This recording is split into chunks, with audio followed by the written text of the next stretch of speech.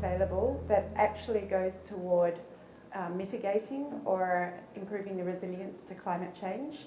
One of the difficulties with climate finance is that there is no agreed definition for climate finance. The work that Climate Policy Initiative has done has focused very much on the money that goes toward new build in, for example, renewable energy or energy efficiency and adaptation. So in our global landscape for climate finance, we only count primary investment, but we do acknowledge that there's a lot more that's actually flowing in terms of refinancing, etc.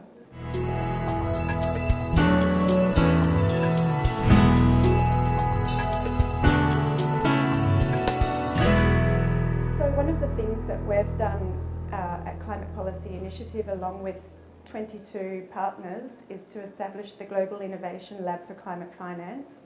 And I think this is a best case example of how new public and private partnerships can come together with a particular focus of driving billions in private investment into developing countries.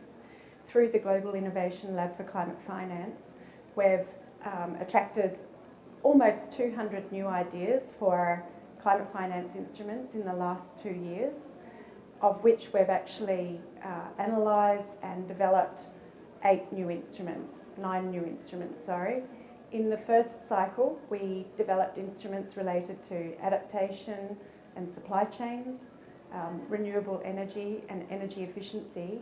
These were endorsed by the G7 and have so far attracted more than $500 million in investment for developing countries.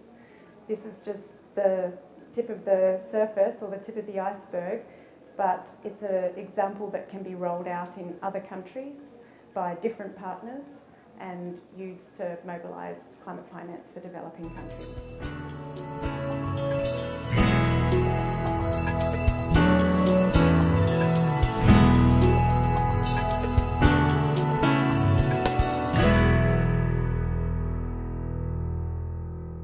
It depends. I think that there's definitely potential for green bonds to raise more finance for climate change action, but it really does depend on how the proceeds of those bonds are used. So at the moment, I think that we can see evidence that some green bonds are just repackaged and that the issuers need to do more to guarantee that the proceeds that they're raising are actually rechanneled to fight climate change.